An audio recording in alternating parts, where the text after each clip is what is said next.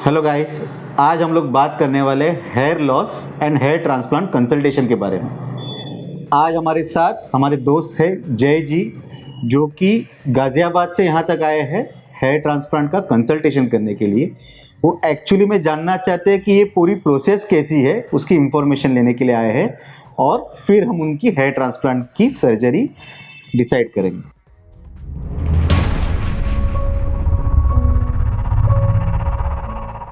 तो चलिए, नमस्कार। आपका एज बताइए सबसे पहले। सर मेरी एज 23.5 है। 23.5 जी है। सर। और थोड़ा सा मुझे हिस्ट्री में बताना, ये शायद मैं जानना चाहूँगा कि क्या क्या कैसे कैसे आपका हेयर लॉस होना शुरू हुआ, कितने साल हो गए सबसे पहले तो? सर मेरे हेयर लॉस को लगभग 2 साल हो गए थे और मैंने मेडिसिन भी काफ़ी यूज़ करी थी। तो वैसे तो जेनेटिक हेयर लॉस है मेरा, क्योंकि फैमिली में सबके बाल झड़े हुए हैं, पापा के, बड़े भाई के। तो मेरे भी झड़ रहे थे, तो मैंने कुछ मेडिसिन वगैरह ली थी, लेकिन वो एक समय तक ही उन्होंने काम करा। फिर ये कंडीशन आ गई मेरे बालों की कि मेरे को हेयर। तो मैं ये जानना चाहता हूँ कि स्टार्टिंग में आपको कैसे पता चला, मतलब कि बाल पतले होना शुरू हुए फिर झड़े? यस, बाल पतले हो गए थे। हाँ, और पीछे की तरफ नहीं फील हुआ, वो सिर्फ आगे ही हो रहा था? सर आगे ही मेरे बाल पतले हुए थे और झड़ रहे थे। ओके, ये एक बहुत ज़रूरी पॉइंट है, हमेशा हमें जानना चाहिए कि पहले बाल पतले होते, आहिस्ते आहिस्ते जड़ों में न्यूट्रिशन कम होना शुरू होता है और फिर हेयर लॉस होता जाता है। जगह चेंज हुई थी या पानी चेंज हुआ था, ऐसा कुछ है? नहीं सर, नहीं, जगह चेंज हुई, पानी चेंज। ओके। स्लीपिंग पैटर्न, रात को 7 से 8 घंटा नींद है आपको? नहीं सर, 7 से 8 घंटा। वो बहुत ज़रूरी बात है, क्योंकि बॉडी को रेस्ट मिलना ज़रूरी है, उससे भी बाल झड़ने की चांसेस होते हैं। स्ट्रेस लेवल कैसे, मतलब क्या है वो नहीं है कि नहीं? सर स्ट्रेस तो काफ़ी है। हाँ, काफ़ी स्ट्रेस से हमारा एक वीडियो भी है, आपको दिखाएंगे हम, उसमें हमने पूरा कोरिलेशन दिखाया कि कैसे स्ट्रेस और बालों में कोरिलेशन है। बहुत लोग टेंशन ले लेके बाल जाने के बाद एंड स्टेज में आते हैं हमारे पास। तो वो एक होता है न्यूट्रिशन। सब घर का खाना होता है कि बाहर का खाना? वैसे तो मैं घर का ही खाना खाता हूँ, बाहर तो बहुत कम ही खाता हूँ। Very good. तो ये हम आपकी लाइफस्टाइल जानने की कोशिश कर रहे हैं कि इसमें हमें से ये समझना जाएगा कि क्या क्या कारण है। देखो, मार्केट में बहुत सारे प्रोडक्ट्स हैं, ऊपर सारे आपके ऊपर यूज़ नहीं कर सकते। बिल्कुल। तो हमें सबसे पहले जानना ज़रूरी है कि आपके साथ आपके लाइफस्टाइल में क्या हो रहा है जिसके वजह से बाल झड़े। इसके अलावा हम लोग ब्लड टेस्ट करेंगे, क्योंकि हम लोग फर्स्ट टाइम मिल रहे हैं। आपको सिर्फ मेरा नाम पता है, मुझे सिर्फ आपका नाम पता है, तो हमें ब्लड टेस्ट से ये समझ में आएगा कि एक्चुअली अभी आपके बॉडी में क्या चल रहा है। फॉर एग्जाम्पल, विटामिन डी की कमी तो नहीं, विटामिन B12 की कमी तो नहीं, हीमोग्लोबिन की कमी, तो ये सारी चीज़ों की वजह से भी हेयर फॉल होता है। तो हम लोग पीसी पे देख रहे हैं, इनके फोटोग्राफ्स हमने खींचे हुए हैं, थोड़ा सा उसमें भी स्टडी करने की कोशिश करेंगे हम लोग। तो ये अगर ऊपर के एंगल से आप देखो तो कितना बॉल्डनेस दिख रहा है। हम ये दिखाने की कोशिश कर रहे हैं, लाइट में जो चमका वो गया, जो भी लाइट में चमक रहा है वो एरिया में कोई भी फॉलिकल्स बचे नहीं है। हाँ जय जी, ये आप जानने की कोशिश करिए। यहाँ पे कुछ बाल है, पर ये भी जाने की कंडीशन में, मतलब ये भी थिन हो गए हैं, पतले पतले, एकदम ही ज़्यादा पतले हो गए, तो हमें यहाँ पर भी बाल डालने ही पड़ेंगे। नेक्स्ट आते हैं, हम साइड एंगल्स देखने की कोशिश करेंगे। तो इनके एंगल्स में भी अगर आप देखो तो यहाँ पे एंगल्स उनके जा रहे हैं, तो हमें टेम्पल्स भी इनके बनाने पड़ेंगे, recreation of temples. Donor area बहुत अच्छा है इनका, अगर आप नज़दीक से भी देखना चाहो, बहुत अच्छे से उनका डोनर एरिया मेंटेन्ड है। तो जो DHT वाला फैक्टर है वो ही उनका पूरा हेयर लॉस हो चुका है। तो इन्हें basically androgenetic alopecia grade 3 baldness है।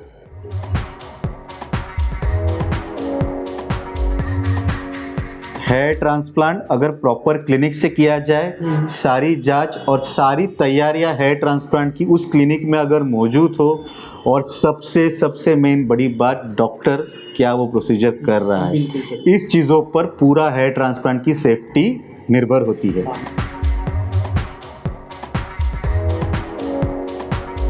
सर्जरी के 15 दिन बाद आपकी मेन दवाइयाँ शुरू होंगी, जो हेयर ग्रोथ से सारी रिलेटेड होगी, जिसमें आपका मल्टीविटामिन, फिनेस्टेराइड, मिनॉक्सिडिल, कौन सा शैम्पू यूज़ करना है, ये सारा आपको डिटेल में हम बताएंगे।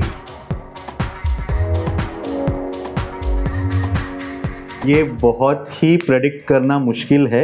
हम यूजुअली ये कहते हैं कि थिंक पॉजिटिव। अगर आप अपना अच्छी तरीके से ध्यान रखोगे, जैसे मैंने आपको कॉजेज़ में बताया, स्लीप पैटर्न चेंज हो गया, स्ट्रेस लेवल बढ़ गया, न्यूट्रिशनल पैटर्न अगर बदल गया, जगह चेंज हो गई, पानी चेंज हो गई, वो सारी चीज़ें बालों पे इफेक्ट करती है। तो आज आपकी जो एज है, आपकी एज में आधे आहिस्ते आहिस्ते चेंजेस आते रहेंगे, बट उसके साथ आपको इसका भी मेंटेनेंस करते रहना है। बीच में पीआरपी, अगर डॉक्टर से कनेक्ट में रहना है। सबसे मेन मैं हमेशा कहना चाहता हूँ, आप जहाँ से भी हेयर ट्रांसप्लांट करो, डॉक्टर से कनेक्ट में रहो। 1 साल हो जाए, 2 साल हो जाए, बीच में पीआरपी करते रहो। कैसे करना है, कितना ड्यूरेशन में करना है, क्या दवाएं करनी, वो डॉक्टर पे छोड़ दो। देखिए कैसे होता है ना, 2 टाइप के एनेस्थेशिया होते हैं यूजुअली। एक होता है जनरल एनेस्थेशिया और एक होता है लोकल एनेस्थेशिया। जनरल एनेस्थेशिया का मतलब है कि आप पूरे तरह बेहोश हो, आपको पता ही नहीं है क्या चल रहा है। हाँ, वो बड़े बड़े सर्जरी में होता है। हेयर ट्रांसप्लांट एक ही ऐसी सर्जरी है जो स्किन में हम करने वाले हैं, नीचे से रूट्स पीछे से निकालने वाले हैं। तो हमें ज़रूरत क्या है, पीछे का एरिया सुन करने की, तो हम लोकल एनेस्थेशिया देंगे। पीछे का एरिया सुन करेंगे, वहाँ से बाल निकालेंगे और आगे के एरिया को सुन करेंगे उसके बाद, और वहाँ पे होल्स करेंगे यानी कि स्लिट, और उसके बाद इम्प्लांटेशन करेंगे।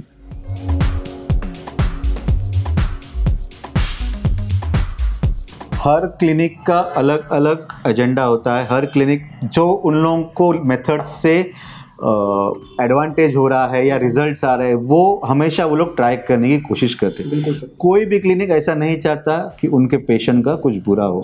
हम हमारे तरफ से पूरी जान लगाने की कोशिश करते हैं। अब अगर हम हमारे पास फ्यूजन एस्थेटिक क्लिनिक में बोले तो 2 मेथड्स यूज़ की जाती है। एक है बायो एफयूई और एक है बिग एफयूई। सो ये टेक्निक्स के ऊपर निर्भर है, और ऐसे नहीं कि कौन सा अच्छा है कौन सा बुरा है, इसमें कोई ये नहीं है, बट ये सारी टेक्नोलॉजीज के ऊपर डिपेंडेंट है। बायो एफयूई जो इकोनॉमिकल, जो एवरीडे बेसिस पे हम लोग करते हैं। बिग एफयूई जो प्रीमियम, जो एडवांस टेक्नोलॉजीज अभी अवेलेबल है फिलहाल इंडिया में या वर्ल्ड में जो अवेलेबल है, वो हम उसमें इंक्लूड करते हैं। सो ये हम हमेशा कहते हैं, तो थोड़ा हम स्टार्टिंग से करेंगे कि जब भी हेयर ट्रांसप्लांट सर्जरी होती है, हम लोगों को ये जानना है कि 3रे हफ्ते से 4थे हफ्ते तक आपका शेडिंग फेज शुरू होगा। 1 महीने से लेके 4 साढ़े 4 महीने तक आपका शेडिंग फेज चलता है। कुछ आते हैं कुछ जाते हैं, कुछ आते हैं कुछ जाते हैं, ऐसा 4 साढ़े 4 महीने तक चलता है। 5th मंथ से थोड़ा प्रेजेंटेबल दिखना शुरू होता है, थोड़ी बाल की ग्रोथ होनी शुरू होती है। 6th मंथ से लेके 8th मंथ तक कंप्लीट रिजल्ट, यानी कि जैसे पीछे की बालों की आपकी लेंथ है वो आगे आ जाती है। सो 8 मंथ्स का आप पकड़ के चलिए। Thank you.